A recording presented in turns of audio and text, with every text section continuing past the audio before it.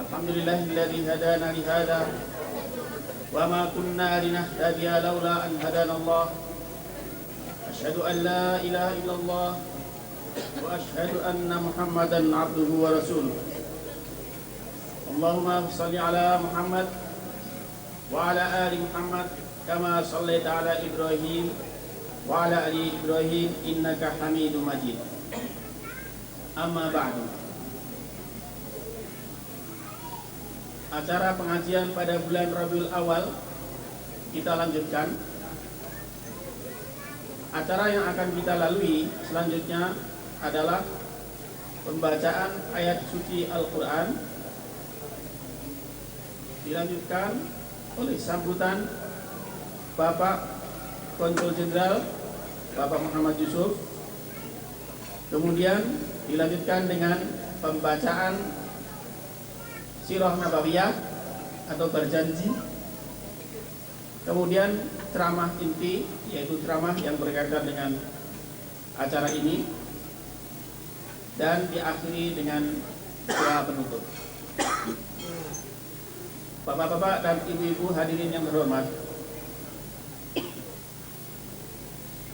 kita menginjak pada acara berikutnya, yaitu pembacaan ayat suci Al-Quran yang akan dibawakan oleh Saudara Mehmet. Kepada yang bersangkutan dipersilakan.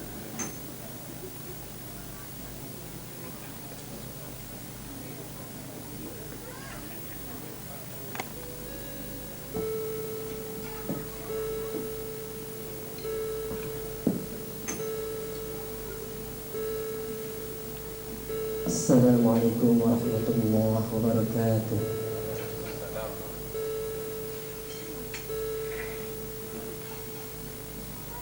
A'udzu billahi minasy syaithanir rajim.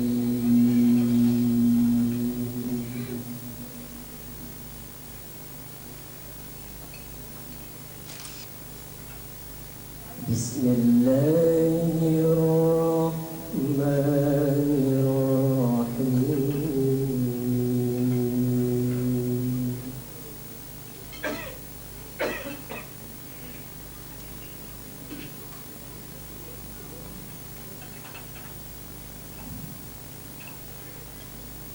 لقد كان لكم في رسول الله أسوة حسنة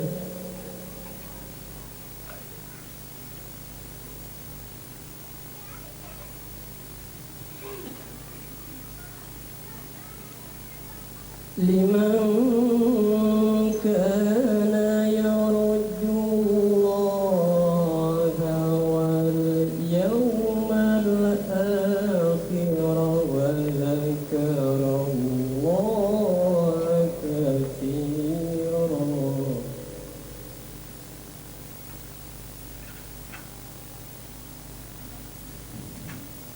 لمن كان يرجو الله واليوم الآخر وذكر الله كثيرا.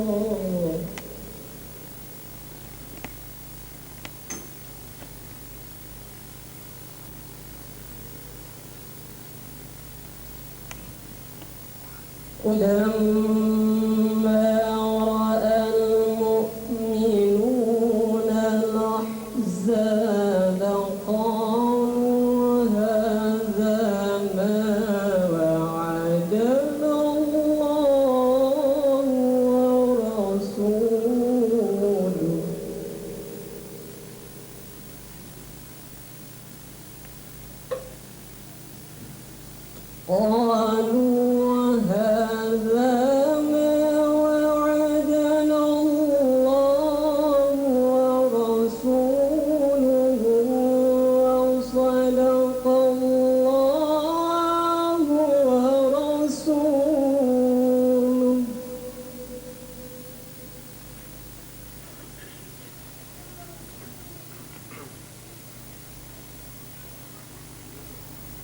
صدق الله ورسوله ولا زادهم إلا إيمانا وتسليما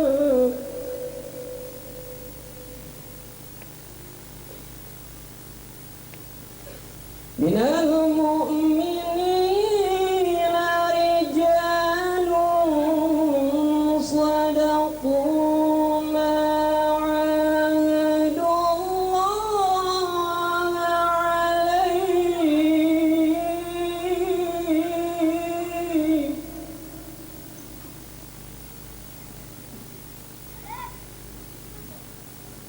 فمنهم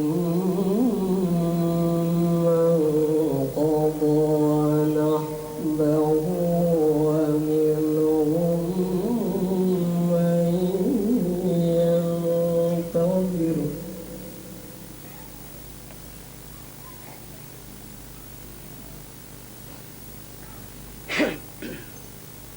فمنهم من قضى نحبه ومنهم من ينتظر وما بدلوا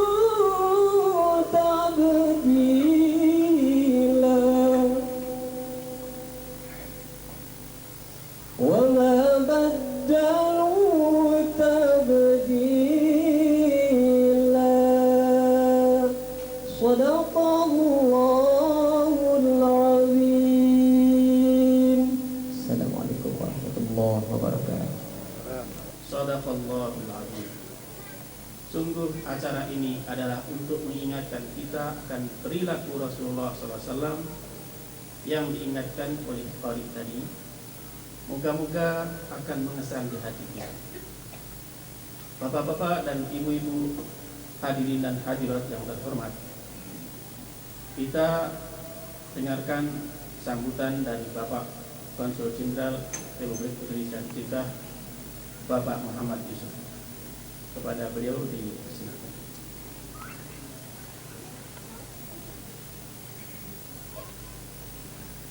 Bismillahirrahmanirrahim. Ibu dan bapak yang saya hormati, Assalamualaikum warahmatullahi wabarakatuh. Waalaikumsalam. Sebetulnya apa yang dikatakan MC tadi sudah cukup, tapi saya juga ingin memberi kesan 5 menit.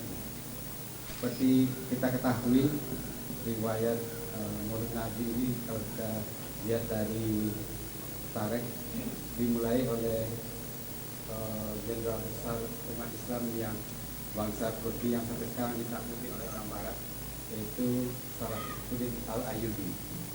Ketika umat Islam di titik nadir semangatnya, ketika itu kemudian dibangkitkan oleh jenderal tadi supaya kita kembali kepada Islam yang dibawa oleh Rasulullah. Kita ingat pada waktu majalah Monitor di Jakarta di bawah Arswendo Atmowiloto membuat angket. Yang angketnya itu tidak benar. So, pertanyaannya ke anak kecil, siapa tokoh yang nomor 1 di dunia? Padahal menurut Michael Hart yang membuat buku 100 tokoh, itu orang Kristen Nasrani menempatkan Rasulullah kita pada tempat yang tepat. Oleh Arswendo, angket tadi diberikan ke anak kecil. Nyatanya sekarang yang tokoh nomor 1 itu tahanan rumah. Sedangkan kita ke Madinah dengan penuh ketenangan, walaupun hati dalam gundah gulana, kita ke Madinah, ke tempat makam junjungan kita tersebut dengan hati tenang. Inilah salah sedikit yang akan lebih banyak nanti digali oleh Pak Kolik. Saya menyerahkan ke Pak Kolik supaya kita lebih siraman rohani, sehingga yang akan kita bawa kembali ke rumah bukan saja berzanzi Pak Syahabuddin yang akan melegakan dan menggembirakan, menenangkan hati, juga ceramah dari Pak Kolik yang memberikan kepada kita suatu isi untuk kita kembali to revitalize, untuk merevitalisasi iman kita, dan bahwa memang junjungan kita itulah yang benar-benar apa yang dikatakan oleh Umi kaum mukminin itu Aisyah, bahwa Rasulullah itu adalah laksana Al-Quran. Demikianlah lebih kurangnya, saya mohon maaf. Wabillahi taufiq wal hidayah. Wassalamualaikum warahmatullahi wabarakatuh.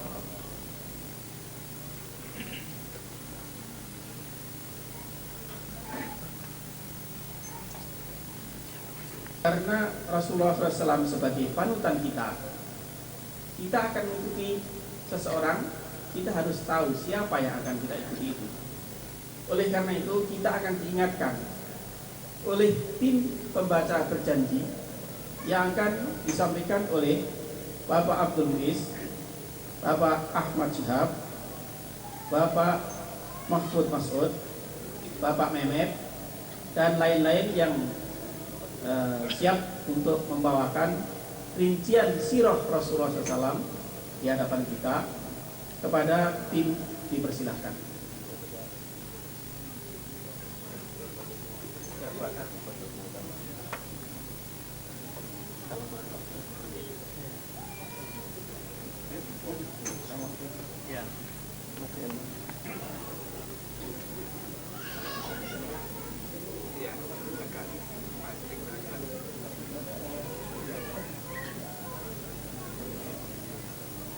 Satu lagi Bapak Habib Syarif, dipersilakan untuk menjadi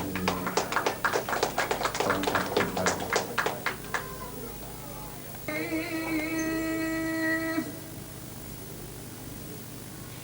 بيرفع شديد صلاة وتسليم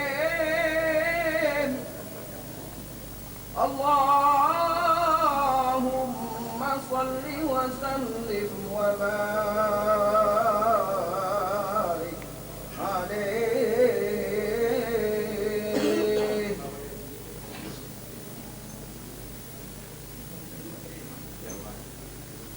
الجنة ونعيمها سعد لمن يصلي ويسلم ويبارك عليه.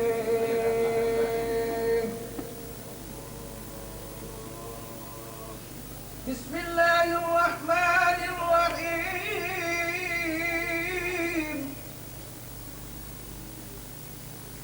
أبتدئ الإملاء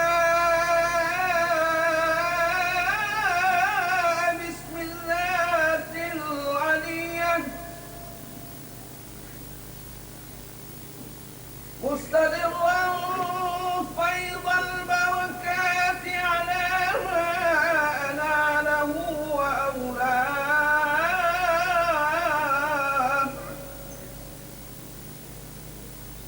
وأثني بهمد موارده سائرة الحنية مبتدئا من الشكر الجميل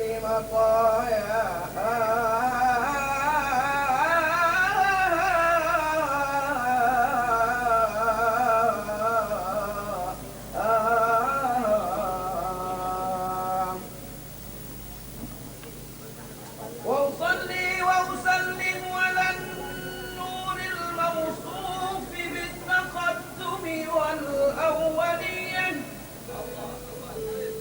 المنتقل في الأمر الكريمة والجبال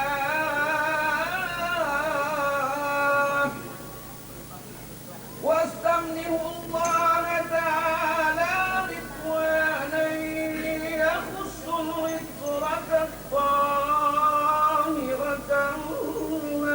النبوية ويوم الصحابة والأتباع ومن والاها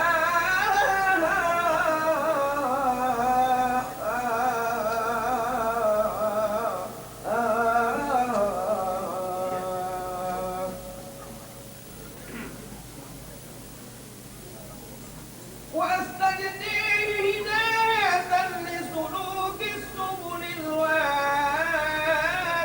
الجلية ورفضا من الغاية في خفة الخطأ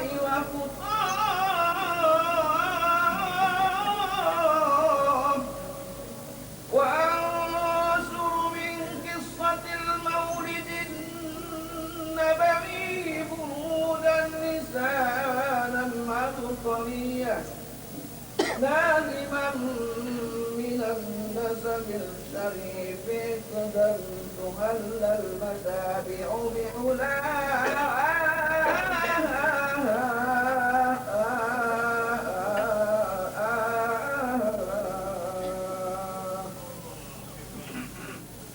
وأستعين بحول الله تعالى وقوته القوية وإنه لا حول ولا قوة إلا بالله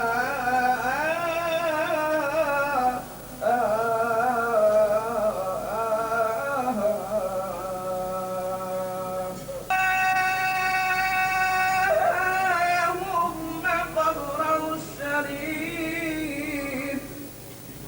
يغفر شديد من صلاة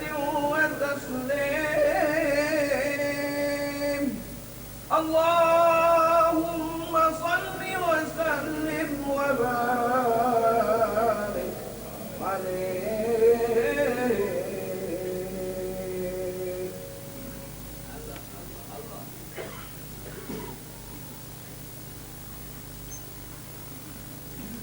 عبد الله بن عبد المطلب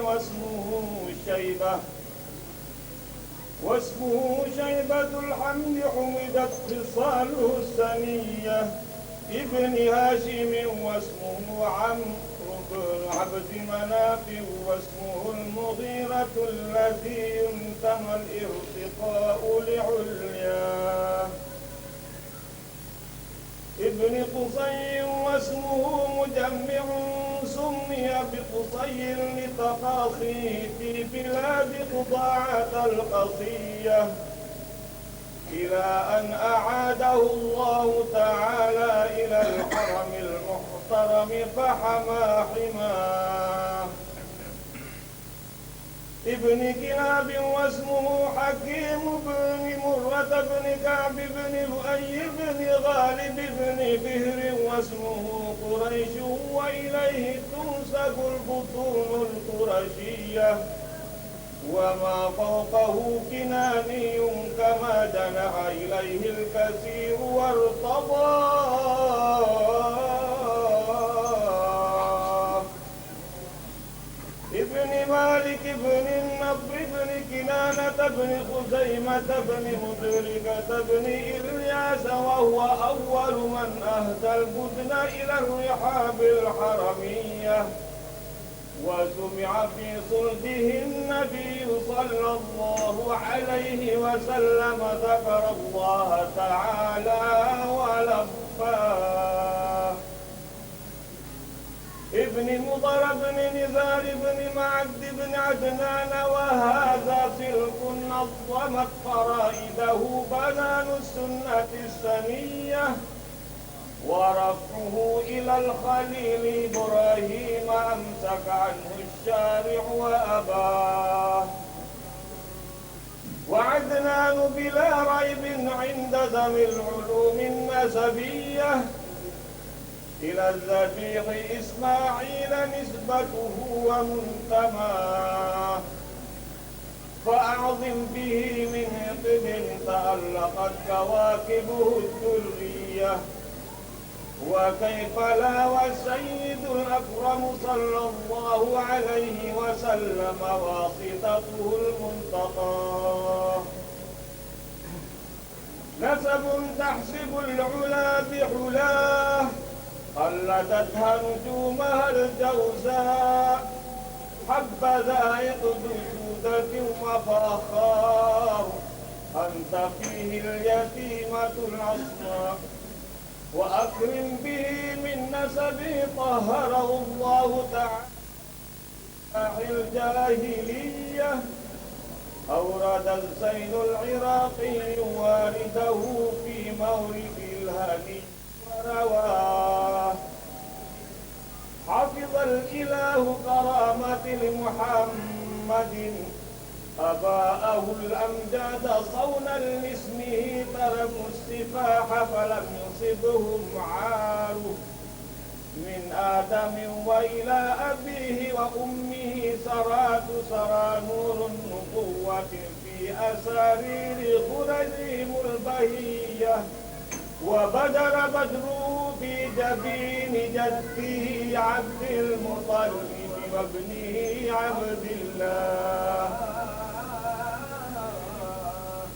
عطر اللهم قبره الشريف بعرف شديد من صلاة وتسليم.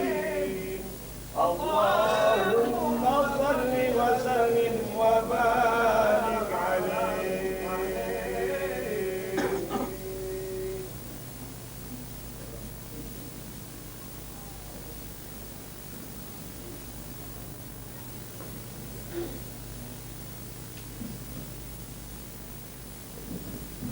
ولما أراد الله تعالى إبراز حقيقة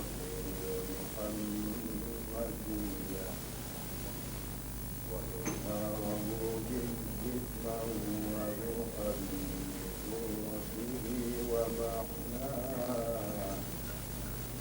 نقله إلى مقره من صدقة آمنة الزهرية.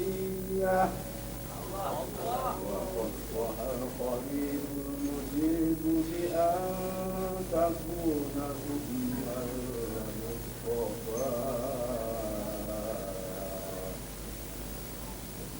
ونودي في السماوات والأرض بجمعها لأنواره الذاتية.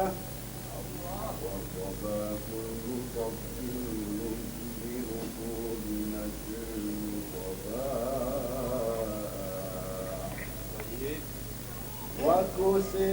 وكسيت الأرض بعد طول جبلها من النبات حللا سندسية.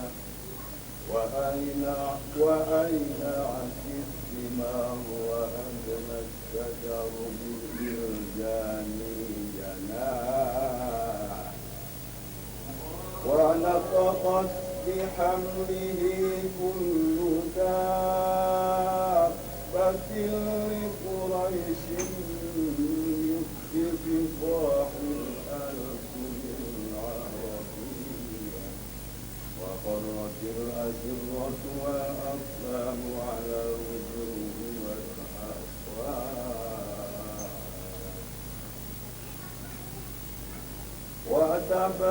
وتباشرت وحوش المشارق والمغارب ودواتها البحرية. واحتست العوالم من السرور كأس حمية.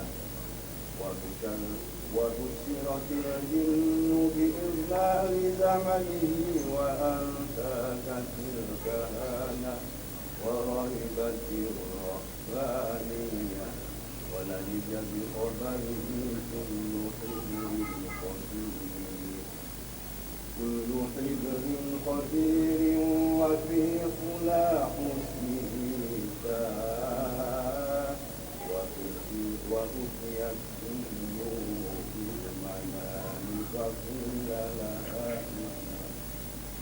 وقيل لها إنك قد حملت بسيد العالمين وخير البرية.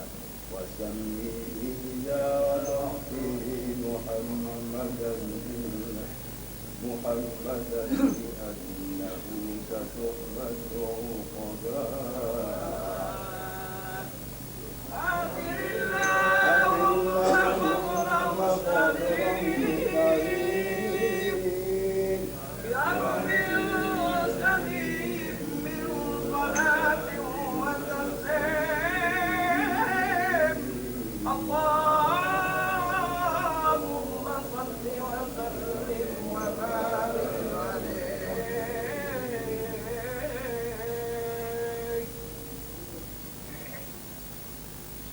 اللهم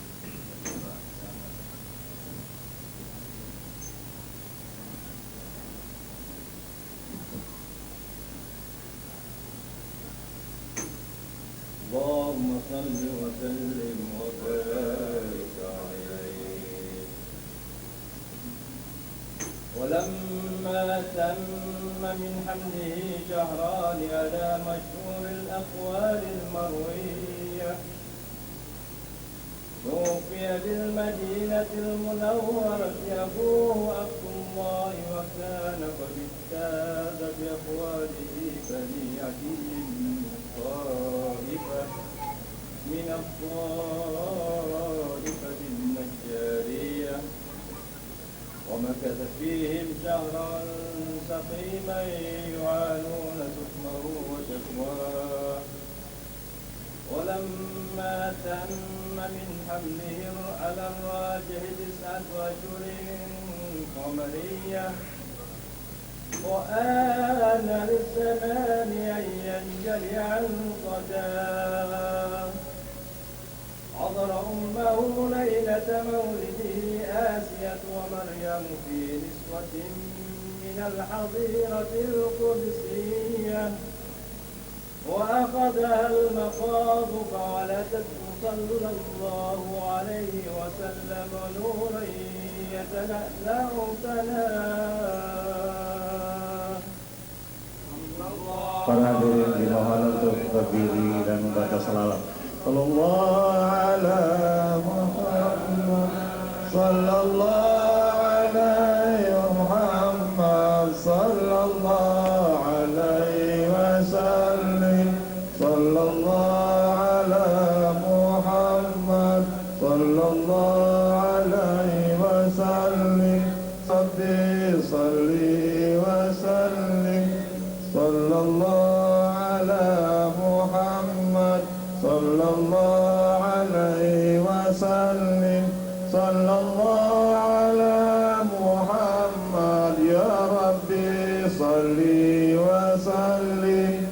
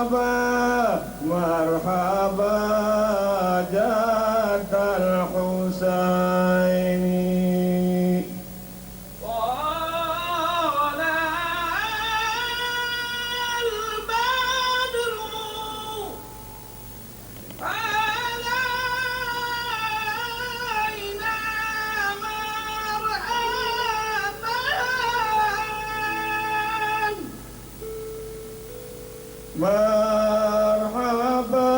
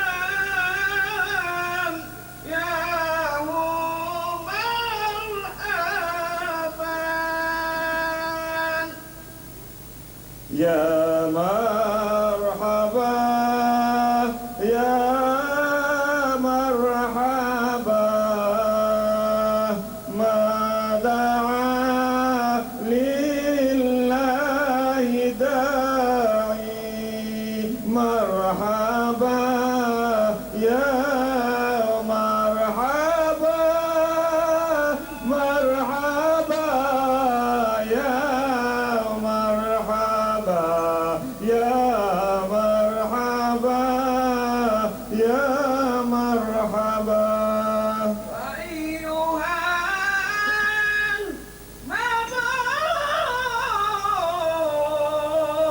المبعوث فينا يا مولاي جئت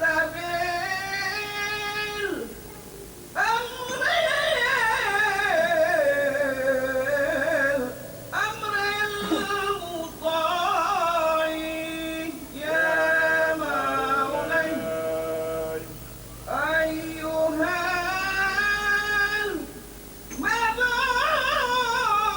المبعوث فينا يا مولاي جئت بالأمر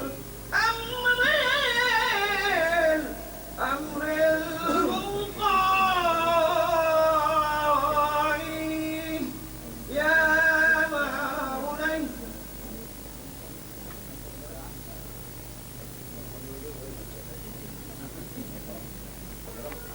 على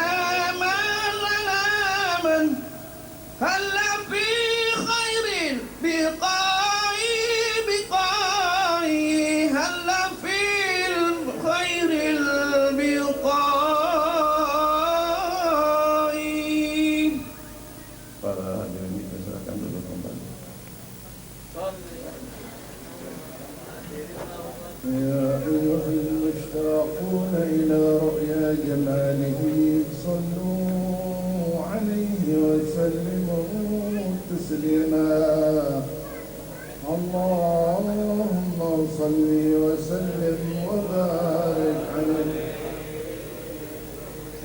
ويا أيها الراجون منه شفاعة صلوا عليه وسلموا تسليما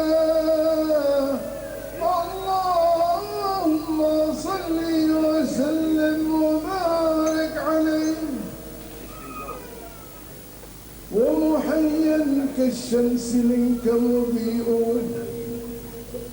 أسفرت عنه ليلة وراء ليلة المولد الذي كان للدين سرور بيومه وازدهاء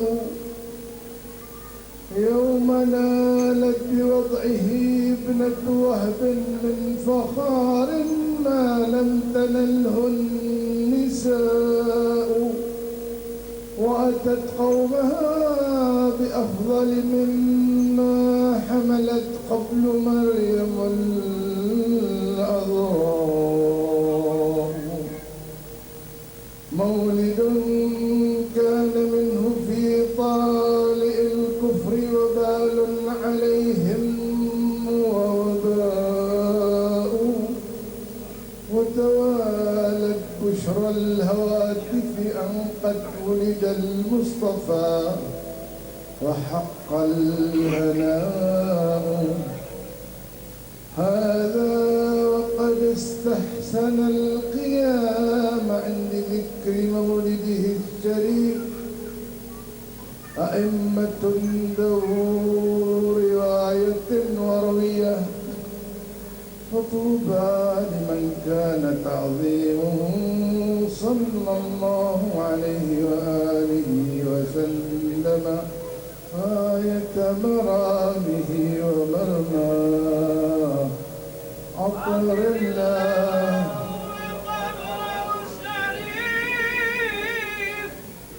بعرض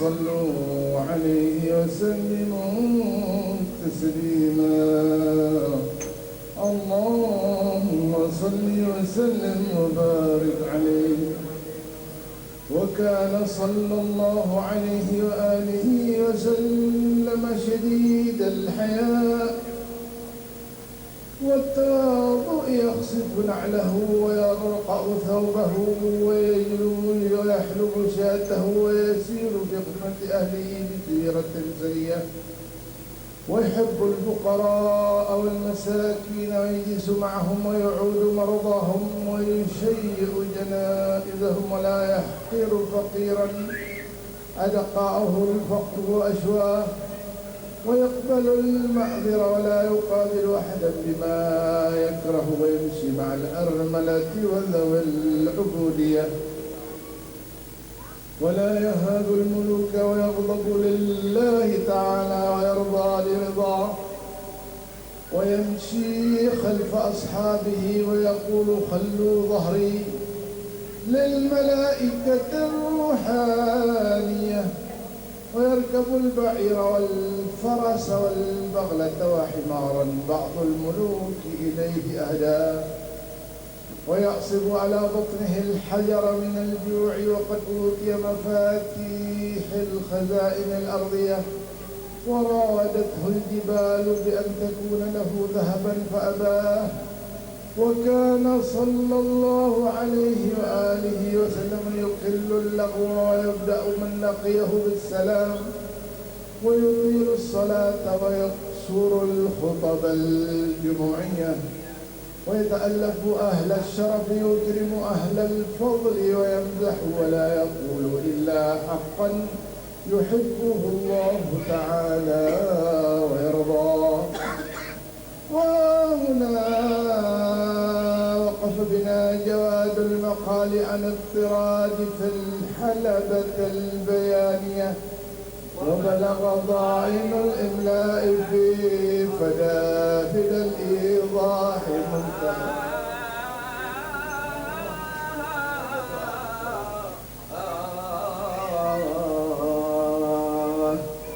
أغفر اللهم قول شريف يغفر سديم من صلاة وتسليم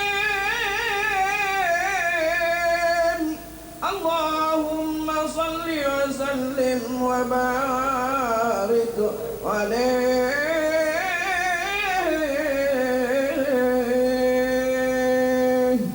Assalamualaikum warahmatullahi wabarakatuh.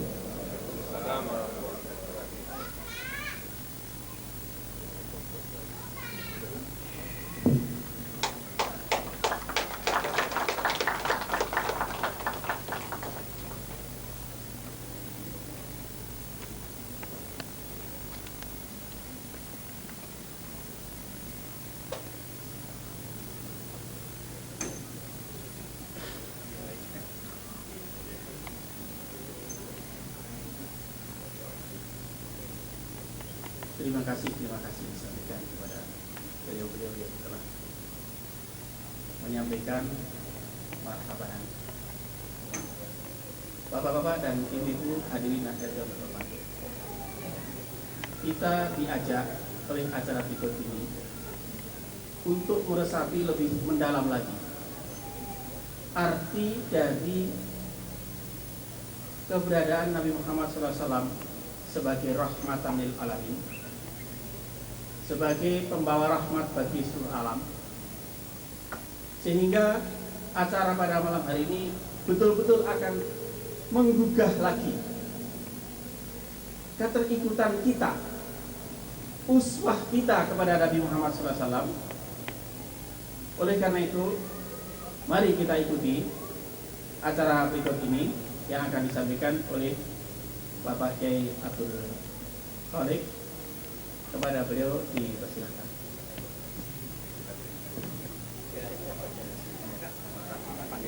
Maaf, haji itu bukan gelar.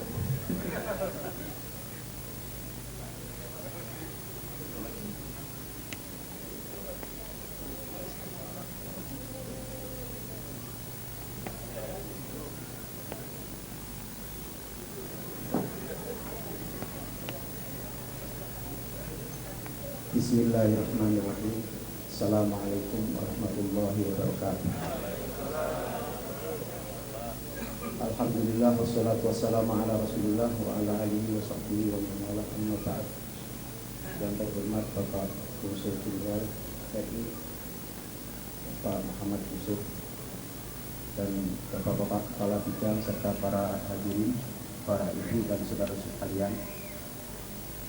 Pada malam hari ini alhamdulillah kita bisa menghadiri acara dalam rangka memperingati Maulid Nabi Muhammad SAW. Mudah-mudahan kita mendapat berkah dan syafaat Nabi Muhammad SAW. Bapak-bapak dan ibu-ibu sekalian, saya merasa gembira campur minder, campur, pokoknya segalalah campuran ada di dalam hati saya. Karena merasa bahwa pada malam hari ini saya diuji oleh bapak-bapak dan ibu-ibu sekalian. Kalau ujian pertama ketika saya datang untuk menyanyi di sini, ujian kedua ini untuk ceramah. Disebut kiai lagi, padahal belum sampai derajat ke kiai, ustadz pun belum. Jadi saya merasa bangga tetapi takut, campur aduk ada di dalam dada saya. Tinggal tunggu nanti giliran mainnya Pak Bambang mungkin, Pak Arman mungkin, dan yang lain-lain dapat giliran untuk memberi ceramah. Apakah itu nanti ceramah bulan puasa atau Isra Mi'raj, mungkin bisa sih.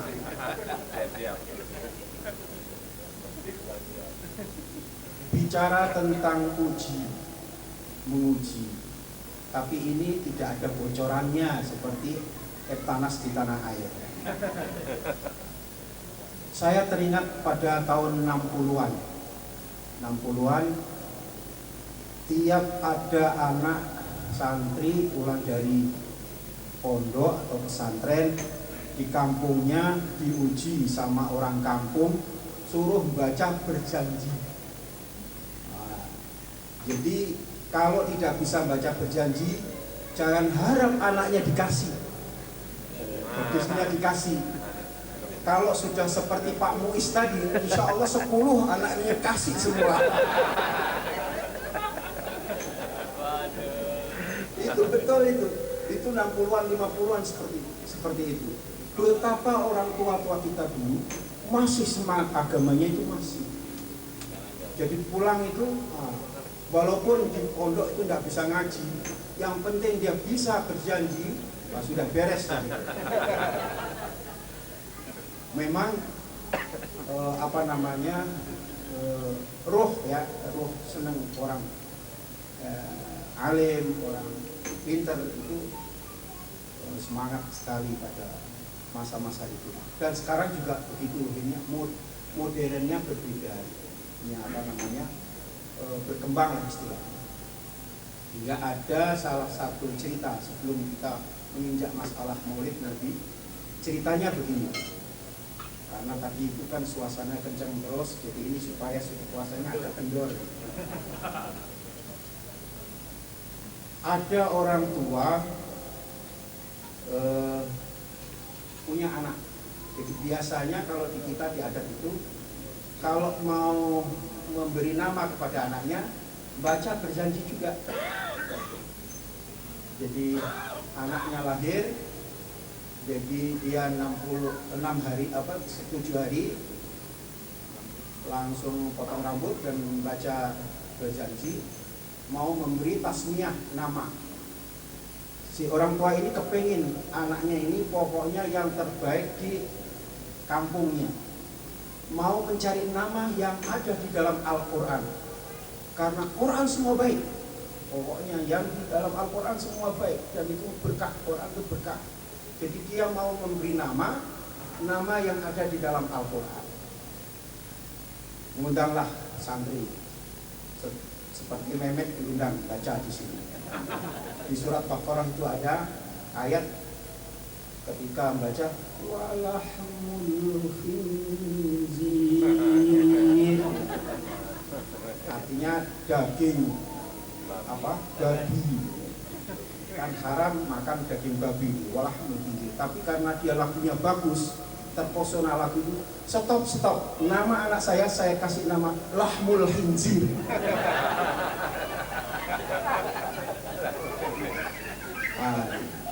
Ini cinta tetapi korban. Karena apa? Karena tidak tahu bahasa. Begitu juga kita cinta kepada Rasulullah SAW. Kita ingin mengkaji karena kita jadikan uswatun hasanah. Kalau kita mau mengkaji sirah Rasulullah SAW, pasti dari begitu lahir sampai meninggal.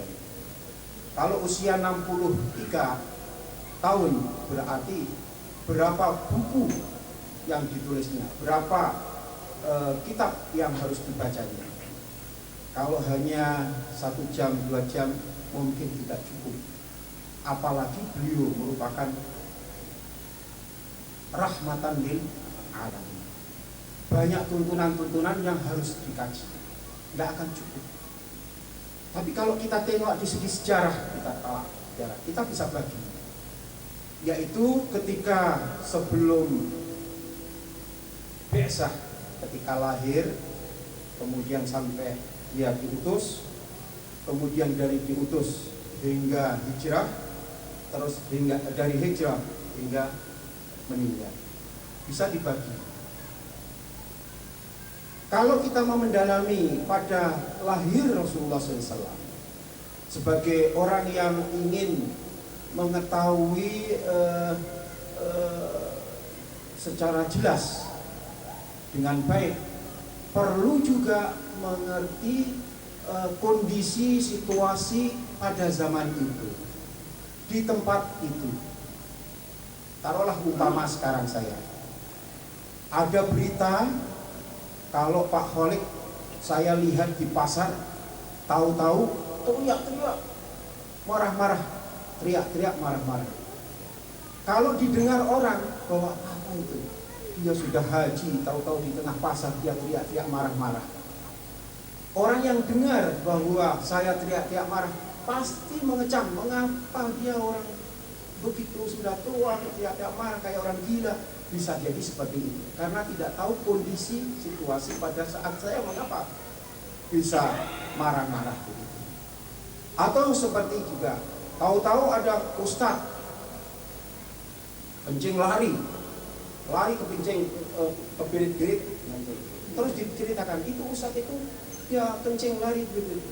Tidak tahu kondisinya ketika dia kencing, tahu-tahu ada harimau atau ada ular kan, terpaksa dia bangun dan kencing lari kan.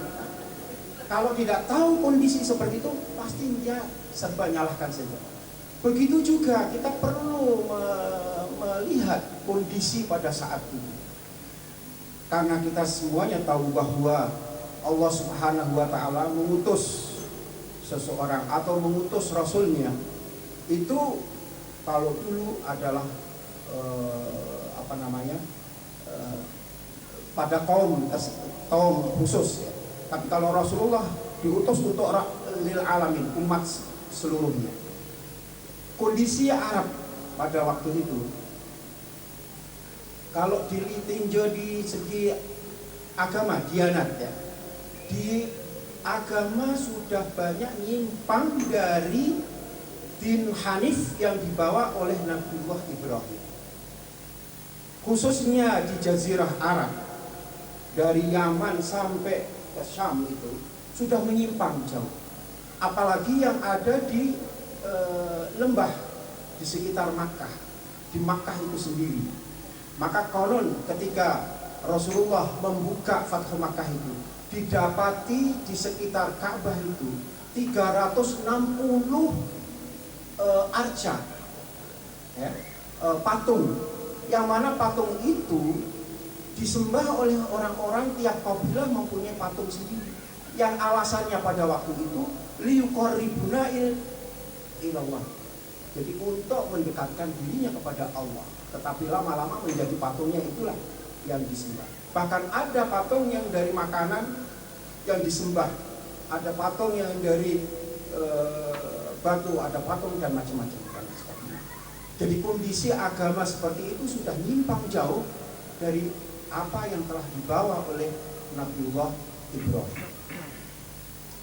Kalau kondisi Arab Badu, tetap dia wakatnya adalah wakat Badu Ruhal, dan kita sebut zaman itu adalah Arab Jahili. Jahili itu bukan arti dari jahlun yang artinya bodoh, itu bukan, tetapi dia mempunyai satu watak yang wataknya itu keras. Jadi wataknya orang Arab itu keras. Jadi kerasnya itu bukan keras kaku, tetapi keras kasar istilahnya. Tetapi di situ mempunyai satu nilai-nilai yang ada karomahnya, ada fudulnya, ada wafahnya dan lain sebagainya. Tapi karena dia sudah banyak syiriknya, banyak nyimpangnya, hingga yang tadinya punya istilahnya bagaikan emas yang sudah ditutup dengan karat itu. Jadi kalau karatnya dibuka kelihatan emasnya, tetapi karena sudah karat luar biasa hingga tidak kelihatan emasnya. Nah, itu keadaan yang ada pada zaman itu. Kalau kita lihat di segi sejarah, di sosial budaya pada saat ini. Di segi ekonomi juga dia pada saat sebelum lahir Rasulullah itu dan pada saatnya Rasulullah kecil itu juga sudah ada ekonomi yang agak lumayan dibanding jajarannya adalah Yaman dan Syam, karena di situ perdagangan menjadi pertengahan antara Yaman ke Syam, itu lewatnya adalah lewat Hijaz, di antaranya adalah Mekah dan Madinah. Oleh karena itu Rasulullah pernah menjadi pegawainya Khadijah yang disuruh membawa dagangannya ke Syam dan balik dengan sukses. Itu berarti perdagangan pada saat itu sudah bagus di ekonomi kalau dibandingkan dengan istilahnya negara-negara lain. Dan kita lihat kalau lahirnya itu amal fil, kalau kembali kepada sejarah pada ya kira-kira abad ke-6, itu di Indonesia abad 6 sudah ada juga. Kalingga itu, kerajaan Kalingga itu lahir pada abad ke-6 yang dikepalai oleh wanita. Dan pada saat itu keadilan Kalingga di dalam sejarah sudah jelas. Siapa yang mencuri dipotong tangannya. Dan mungkin apakah ada istilahnya pengaruh lahirnya Islam yang di Arab ini sudah sampai sana, itu belum sampai di dalam penelitian kita. Yang jelas kalau kita kaitan dengan abad Masehi itu abad ke-13.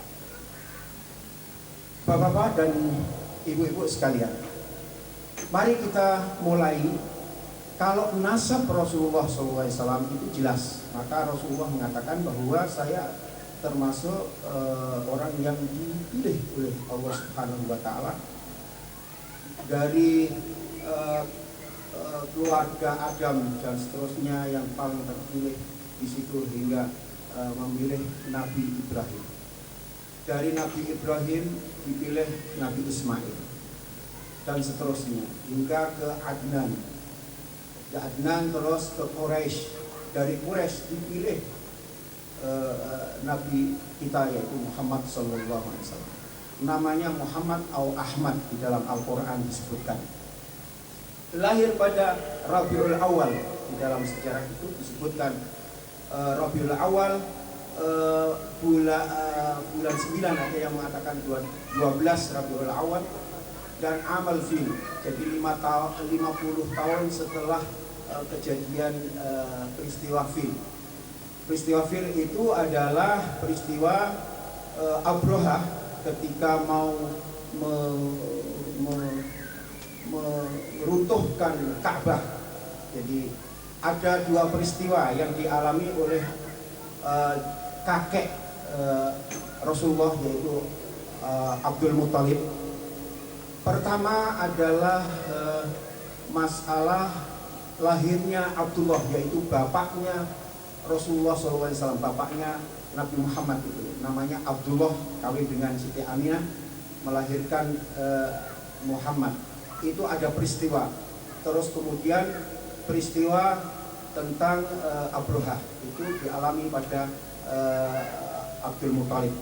Dua kejadian. Oleh karena itu Rasulullah mengatakan di dalam katanya, saya adalah anak dari seorang yang disembelih, dua orang yang disembelih, yaitu Nabiullah Ismail, kan dikorbankan Nabiullah Ibrahim karena diperintahkan oleh Allah Subhanahu wa taala. Kemudian diganti oleh domba. Begitu juga abah Rasulullah, yaitu Abdullah bin Abdul Muthalib. Pada waktu itu kakeknya mimpi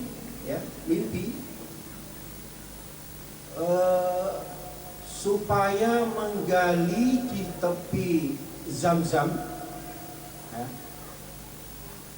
Terus pada pagi hari dilaksanakan dia menggali pada tepi Zam-Zam, ditemukan di situ pedang, tombak, tameng, pokoknya alat-alat perang yang komplit dan harta benda yang lainnya. Di antaranya ada dua patung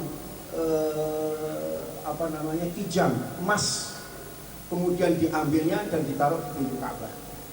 Tapi pada saat itu diprotes oleh orang-orang yang lain karena itu dianggapnya menyalahi, padahal dia hanya melakukan mimpinya.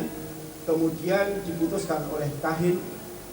Nah, ketika waktu dihadapkan mau kahin itu, dia penazar, kalau saya punya anak yang ke-10, anaknya semua wakilah 11, wakilah 13, wakilah hanya 10 yang terakhir, yaitu namanya Abdullah. Yang ke-10, maka saya akan korbankan anak saya yang 10 ini untuk Ka'bah. Lahirlah Abdullah, hingga akhirnya ketika kira-kira umur 2 tahun, dia bawa si Abdullah ingin dikorbankan di Ka'bah untuk disembelih. Tetapi oleh ibunya, saudara-saudaranya dilarang, jangan cari jalan lain. Akhirnya diputuskan oleh kahin bahwa ada gantinya, yaitu harus memotong unta. Akhirnya dia disuruh qur'ah, mengundi antara Abdullah dengan unta. Tiap undian kena Abdullah, maka bayarlah unta 10 hingga sampai 100. Jadi fidyah gantinya Abdullah tidak jadi untuk dipotong, memotong 100 unta. Jadi betapa itu 100 unta bisa dimakan oleh. Akhirnya Allah Subhanahu wa taala menurunkan tayran ababil. Alam tara kaifa fa'ala rabbuka bi ashabil fil alam yaj'al kaydahum fi tadlil wa arsala 'alaihim tayran ababil tarmihim bi hijaratin min sijil wa ja'alahum ka'asfin ma'kul.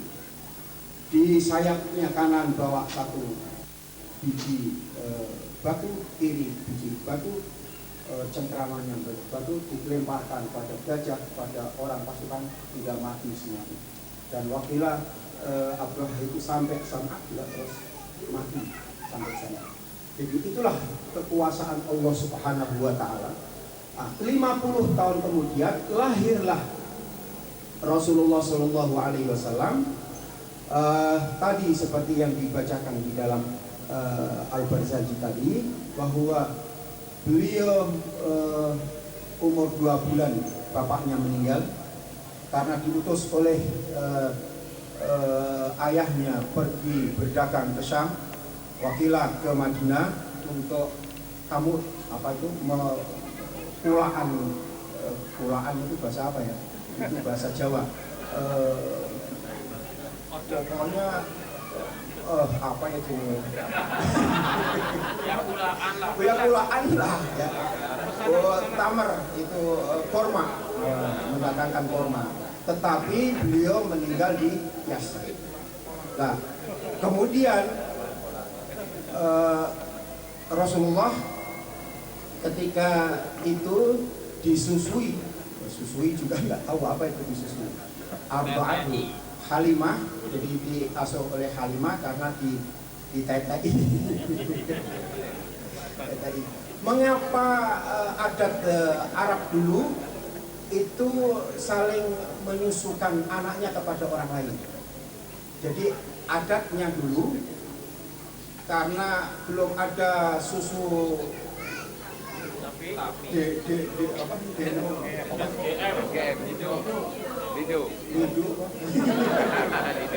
seperti itu tidak ada kan, tidak ada susu yang seperti itu, dengko macam-macam itu belum ada gitu. Akhirnya disusukan oleh orang lain karena mungkin agak kurang dari itu. Tapi itu sebetulnya kalau ada kedokteran, mungkin Pak Hamzah lebih tahu sedikit, itu ternyata membuat satu kekebalan, ada penelitian khusus itu, membuat kekebalan pada tubuh si anak itu menjadi kebal dari penyakit-penyakit. Nah, gitu. Jadi itu diantaranya seperti itu. Ketika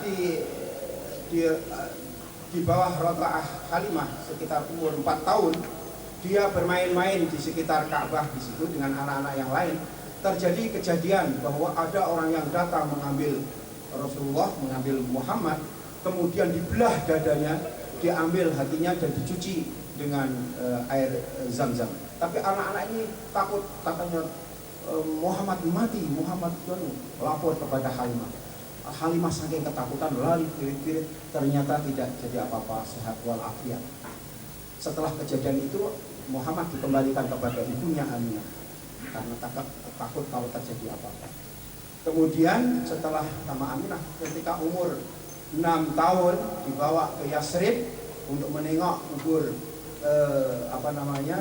kubur bapaknya, dan di sana Siti Aminah dengan anaknya tinggal satu bulan, kemudian kembali. Dalam perjalanan antara Mekah Madinah, beliau Siti Aminah meninggal. Disitulah jelas bahwa Rasulullah piatu, ditinggal bapaknya dan ditinggal ibunya. Kemudian diasuh oleh kakeknya Abdul Muthalib. Ketika umur 8 tahun 3 bulan lebih sedikit, kakeknya Abdul Muthalib meninggal. Kemudian diasuh kepada pamannya, yaitu Abu Thalib. Jadi Abdul Muthalib dengan Abu Thalib. Jadi ikut pamannya, dan pekerjanya waktu itu karena punya tirkah kambing, jadi dia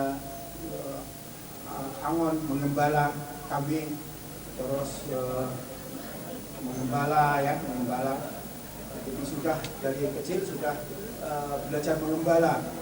Jadi kalau pekerjaan mengembala ini bukan pekerjaan yang yang hina, tetapi ini latihan untuk bisa menjadi pemimpin, ya, bisa menjadi pemimpin. Kemudian tanggal tahun atau umur 25 dia sudah ikut sama Khadijah. Siti Khadijah ini adalah orang janda kaya, dermawan. Dia sebagai orang yang ikut mengurus perdagangannya. Akhirnya Khadijah itu karena orangnya ini bagus, sopan, amanah, dan tertarik juga itu. Kalau sekarang ada yang seperti itu, ya alhamdulillah bisa ada yang jadi tertarik juga itu.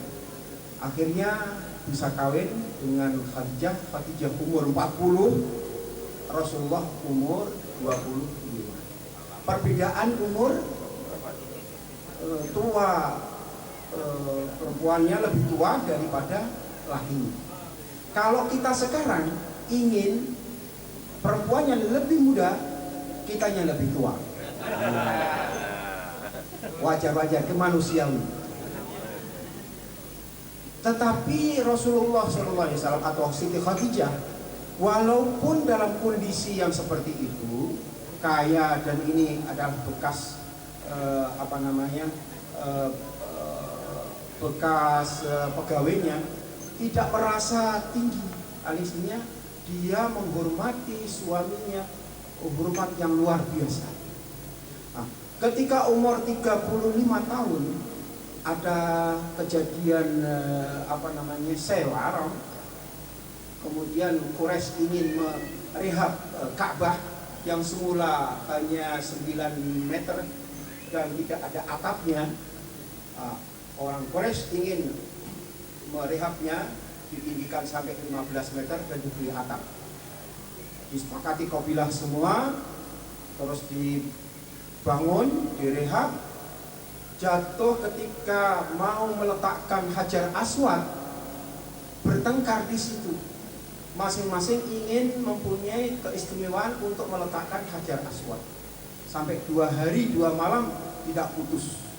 Akhirnya disepakati siapa yang masuk di lingkungan ini, di kawasan yang menuju ke Bait Ka'bah ini, yang pertama kali masuk itulah nanti yang kita jadikan mengatur atau meletakkan ini.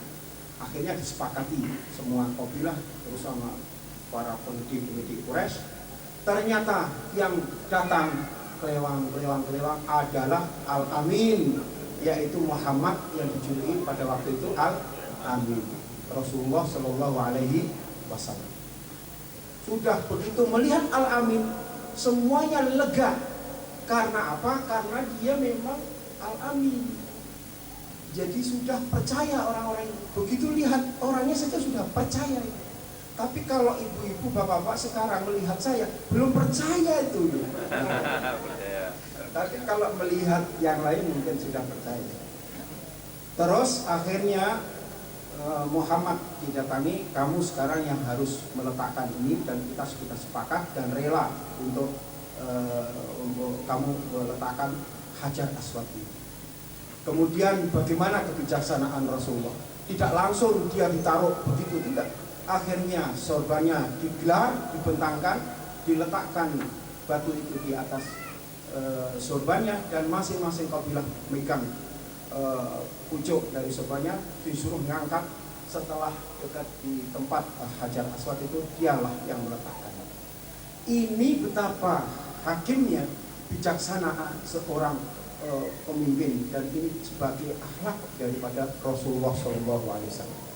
Sebetulnya kita kalau menggali akhlak Rasulullah, semuanya baik, tidak ada yang akhlak yang tidak baik.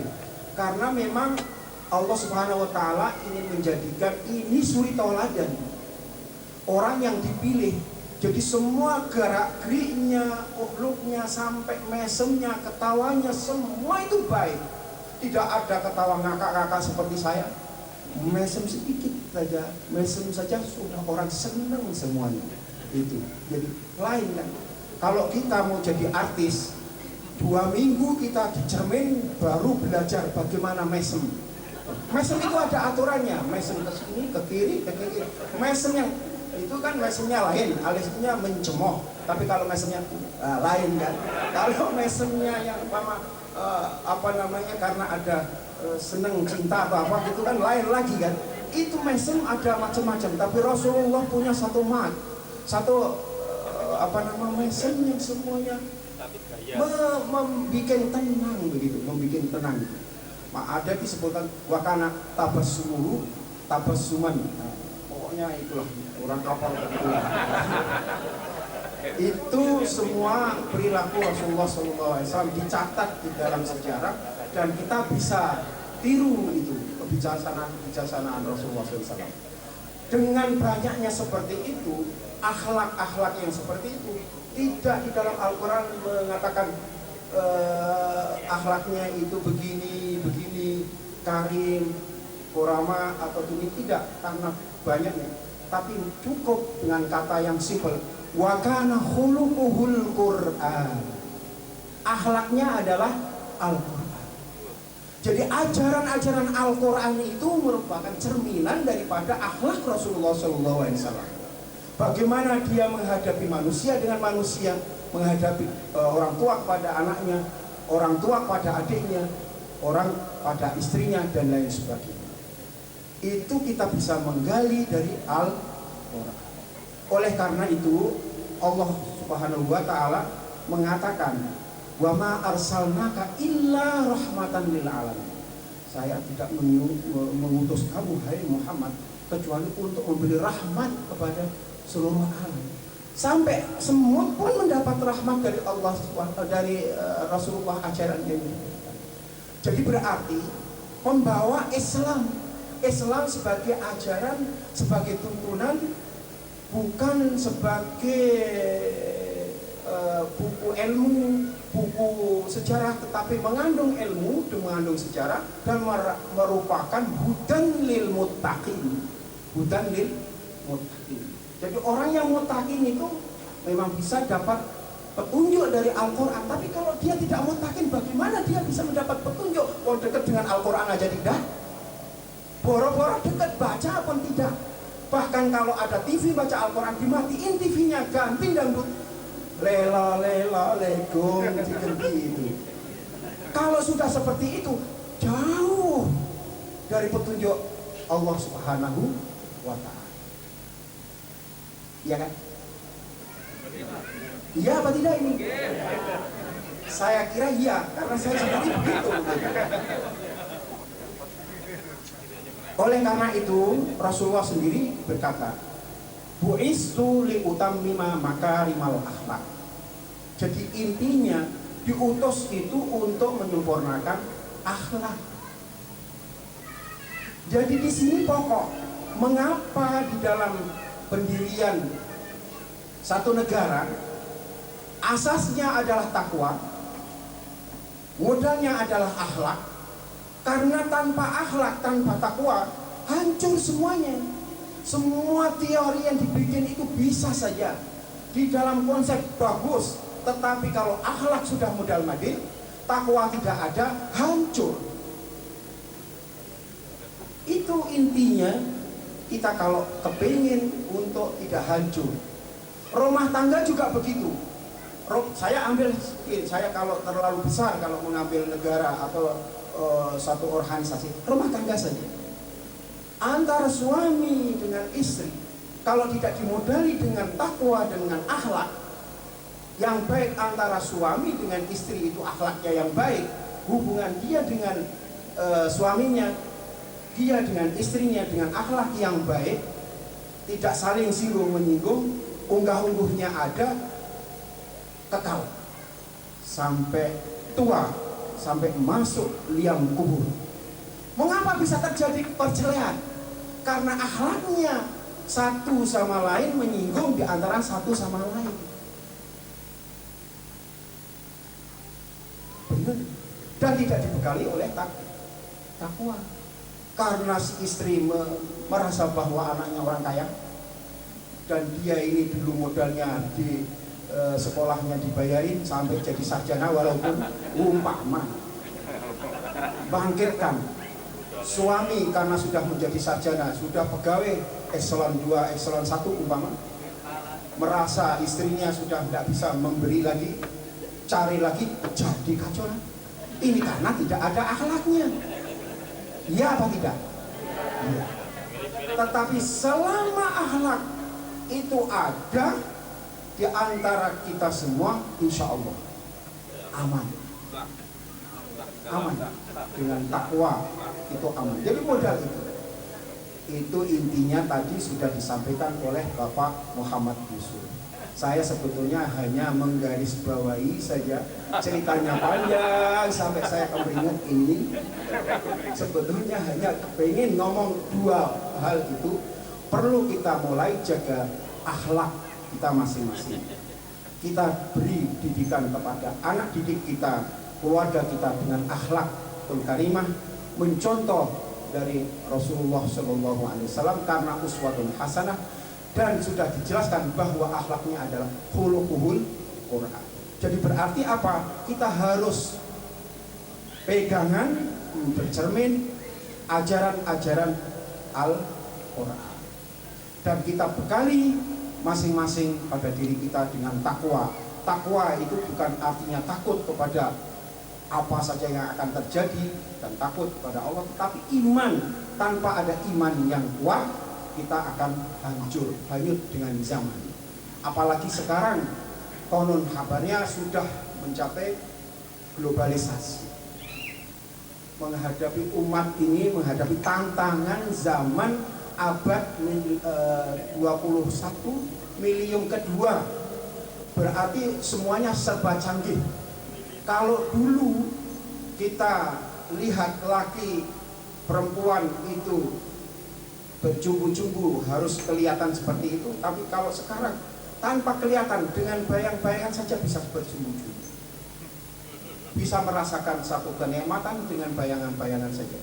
Itu sudah lebih canggih sekarang, karena di Jepang sekarang handphone itu sudah bisa melihat wajah seorang. Jadi kalau umpama saya pacaran, cukup handphone saya ini kan lihat tombol siapa pacaran saya ada, cukup. Dan saya kemarin melihat satu film dia membayangkan sekian tahun yang akan datang, dia sudah bisa mencari siapa dan dia akan diajak di dalam khayalannya itu, dan bisa bergaul dengan khayalannya itu, dan di sana juga bergaul dengan bergaul. Kita satu contoh ini, kita pejamkan mata semua sekarang, 1 detik atau 1 menit, khayalkan semua yang pernah Anda lakukan yang nikmat. Tetapi yang nikmat, yang tidak nikmat jangan dihayalkan. Jadi 1 detik saja menghayalkan yang pernah kita lakukan dengan nikmat. Kita coba mulai. Ini bukan apa namanya, bukan apa itu kalau pacaran itu namanya,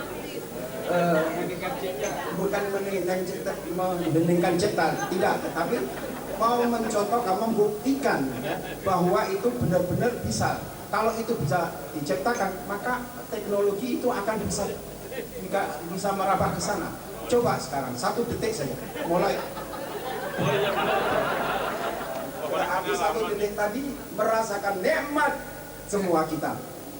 Yang sedih, yang tidak sedih tadi merasakan nikmat karena dia sudah menghayalkan kemudian nikmat.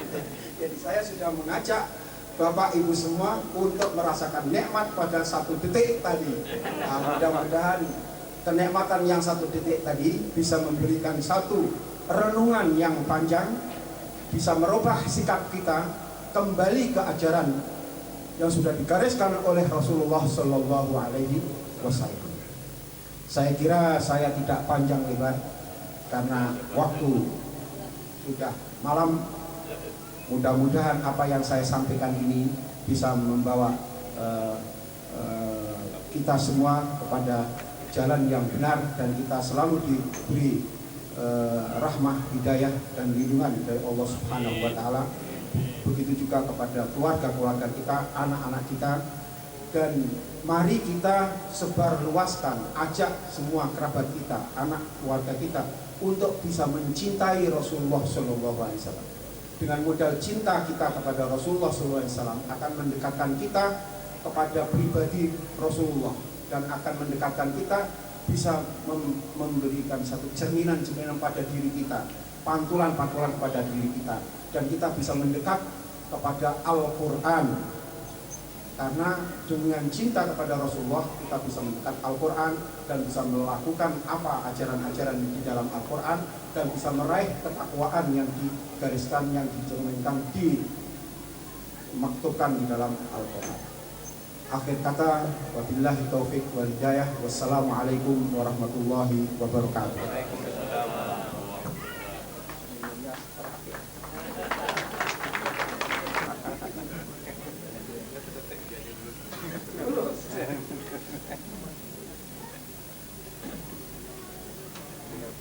Pak Arman.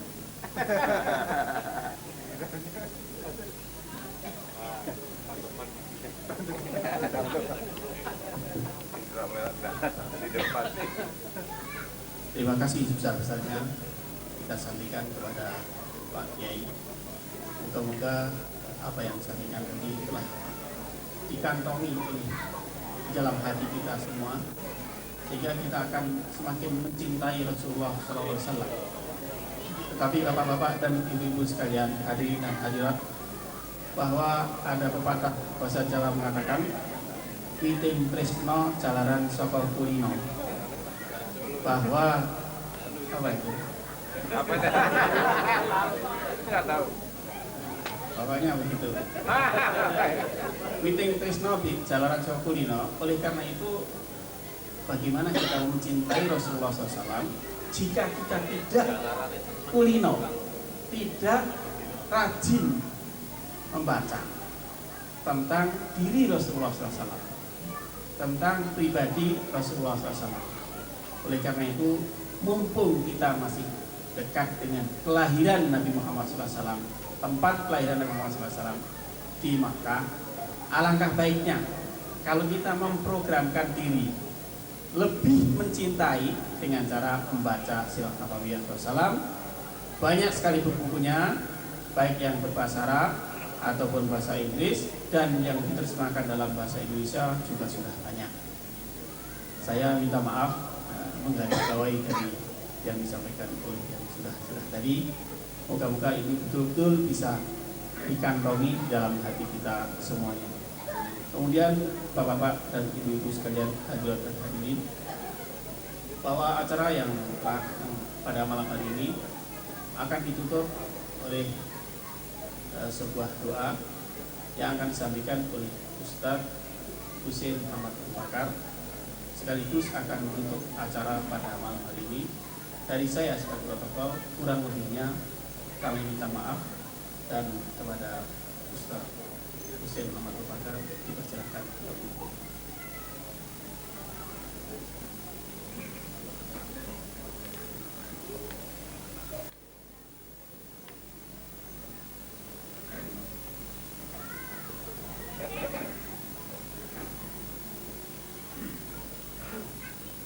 Assalamualaikum warahmatullahi wabarakatuh. Abdurrahman kabarul karim. Ya arfin saziya min salat wa taslim. Allahumma salli wa sallim wa barik alaihi. Amin. Bismillahirrahmanirrahim. Allahumma ya basital yadaini bil afiyah, ya man idza rufi'at ilayhi akuful 'abdi kafaa, ya man tanazzaha fi dhatihi wa sifatihi al-ahadiyah, an yakuna fiha nadha'ir al-ashbah, ya man la yurja ghayruhu wa la yu'awwal ala siwa. Nas'aluka Allahumma bi anwarika al-husna, Allahumma amin ar-raw'at wa aslih raw'at war-ra'iyah, Allahumma ij'al baldatana Indonesia aminatan rakhiyah. اللهم وفق رئيس الجمهورية ونائبته ووزراءه والمسؤولين لما تحبه وترضاه يا خير المرتجى ونعم المسؤولين. اللهم وحد صفوفنا ولا تفرق شعوبنا ولا تشتت أوطاننا. اللهم ارفع راية الحق واذهب راية الباطل في وطننا. اللهم ابسط علينا البركات وارفع عنا الأزمات وأزل بيننا الفتن والمنكرات. Ya Allah, Tuhan yang membentangkan kedua tangan kemurahan-Nya, yang menerima permohonan hamba yang mengangkat kedua tangannya, yang maha suci dari segala yang menyerupai zat dan sifatnya,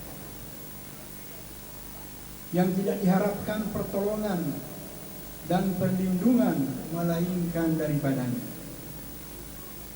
Kami mohon kepadamu ya Allah, amankan dan tenteramkan negeri kami, perbaiki nasib rakyat dan bangsa kami, jadikanlah negara kami Republik Indonesia bersatu, aman dan makmur.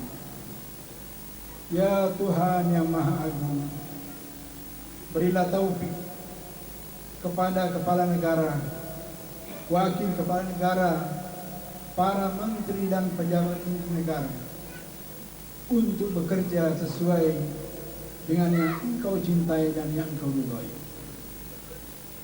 Sesungguhnya Engkaulah sebaik-baik Tuhan yang dimintai permohonan. Ya Allah yang Maha Tunggal, satukan barisan bangsa kami, kuatkan negara kami, tegakkan kebenaran, dan lumpuhkan kebatilan di tengah masyarakat kami. Ya Allah yang Maha Rahman, yang Maha Rahim, curahkan kepada negeri kami dan bangsa kami segala bentuk kemudahan dan keberkahan. Lenyapkan segala bentuk korupsi dan nepotisme dan penderitaan, dan hilangkan segala bentuk kemungkaran dan perpecahan. Musnahkan segala bentuk fitnah yang merusak persatuan dan kesatuan bangsa serta kedaulatan negara kami. Akhirnya, sallallahu ala sayyidina Muhammad alladzi tanhallu bihi al-uqad wa tanfarij bihi al-qurab wa tuqda bihi al-hawaij wa tunalu bihi ar-raghaib wa husn al-khawatim wa yustasqa al-ghamam biwajhi al-karim wa ala alihi wa sahbihi fi kulli lamhatin wa nafas bi adad kulli ma'lum lahu. Al-Fatihah. Bismillahirrahmanirrahim. Alhamdulillah. Iyyaka na'budu wa iyyaka nasta'in. Shiratal ladzina an'amta 'alaihim ghairil maghdubi 'alaihim waladdallin. Salam wa akhiru da'wana wa da'wakum alhamdulillahi rabbil alamin. Wassalamu alaikum warahmatullahi wabarakatuh.